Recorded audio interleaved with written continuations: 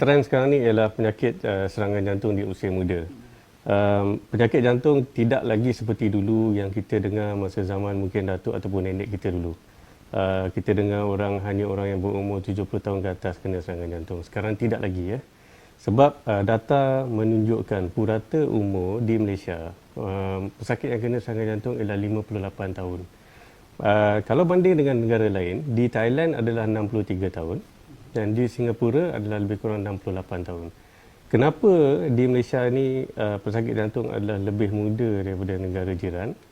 Perlu lebih data, tapi data ini juga konsisten dengan kita dapati kadar penyakit diabetes kencing manis dan kadar obesiti di Malaysia adalah yang tertinggi di rantau ini. Kemungkinan dia ada kena mengena dengan ya.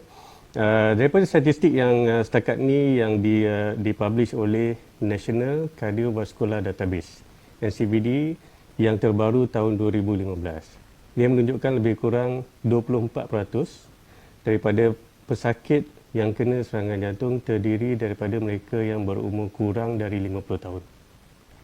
So maknanya suku, satu daripada 4 orang adalah di kalangan mereka yang kita panggil masih muda lah, daripada 50 tahun.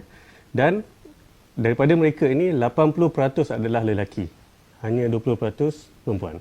Kebanyakan besar adalah lelaki dan faktor risiko kebanyakan mereka yang kena serangan jantung di usia muda ni adalah merokok. Selain daripada itu, faktor-faktor risiko yang lain yang menyebabkan serangan jantung ialah yang berkait rapat dengan gaya hidup.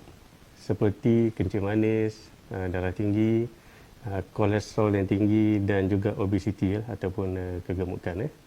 Ini semua sangat berkait rapat dengan gaya hidup yang mana dari segi cara pemakanan kita dan juga dari segi aktiviti kita, sejauh mana kita aktif dari segi exercise.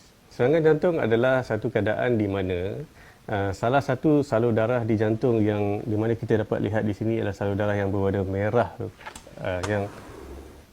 yang berwarna merah ni. Ya, biasanya kita ada 3 salur darah, 2 sebelah kiri dan 1 belah kanan. Salah satu salur darah ini tiba-tiba tersumbat. Ya, apa yang menyebabkan dia tersumbat adalah pembentukan plak ataupun yang kita panggil aterosklerosis ya, di dalam salur darah itu. Dan pada masa kena serangan jantung tu, aterosklerotik plak ni dia pecah dan menyebabkan ada darah beku di dalam salur darah dan menyumbatkan salur darah tu. Biasanya kalau kena serangan jantung yang besar, yang major, salur darah itu tersumbat 100%. Apabila itu berlaku, otot-otot jantung yang tidak dapat mendapat bekalan oksigen disebabkan oleh salur darah yang tersumbat tadi. Jadi apakah tanda-tanda serangan jantung? Biasanya kalau kena serangan jantung, biasanya pesakit akan mengadu sakit dada. Sakit dada biasanya di bahagian tengah, rasa seperti tekan, berat ataupun ketat. Dan pada masa yang sama, biasanya ada kesukaran untuk bernafas, berpeluh-peluh dan kadang-kadang boleh ada lenguh di bahagian tangan kiri.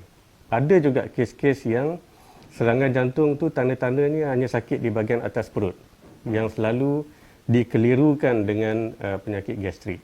Ya? Dan kadang-kadang ada juga kes yang kita rasa seperti dicekik di leher. Bila jalan jauh sikit rasa macam kena cekik. Ada juga, tapi tak berapa common. Yang paling kerap sekali adalah sakit dada, susah nafas, peluh-peluh, lenguh tangan kiri. Itu adalah tanda-tanda yang paling kerap sekali apabila kena serangan jantung. Okay. Apabila macam mana kita nak mencegah disebabkan penyakit jantung ni sangat berkait rapat dengan gaya hidup. Jadi kita selalu sebut gaya hidup yang sihat sebagai pencegahan. Yang paling penting sekali ialah jaga pemakanan untuk kurangkan risiko kena serangan diabetes, darah tinggi dan tinggi kolesterol, dan kerap bersenam. Bersenam untuk aktif, itu gaya hidup. Dan jangan merokok lah, itu yang paling penting.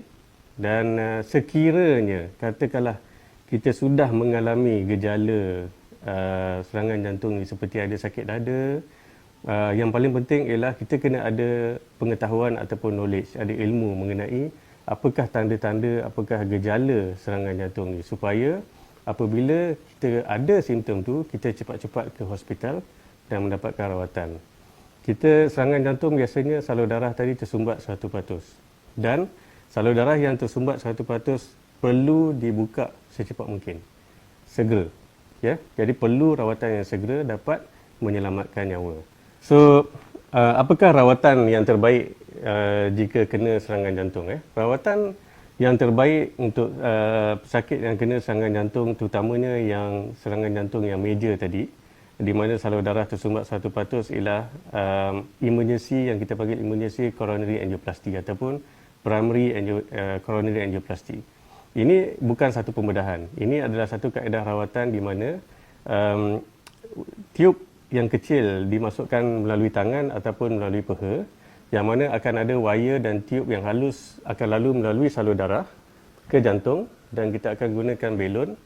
Lepas tu kita akan pasangkan stand untuk buka salur darah jantung. Itu adalah rawatan yang terbaik untuk sesiapa yang kena serangan jantung, dan rawatan ini perlu dilakukan dengan segera. Lagi cepat rawatan ini dapat dilakukan, lagi tinggi kemungkinan untuk pemulihan ataupun survival.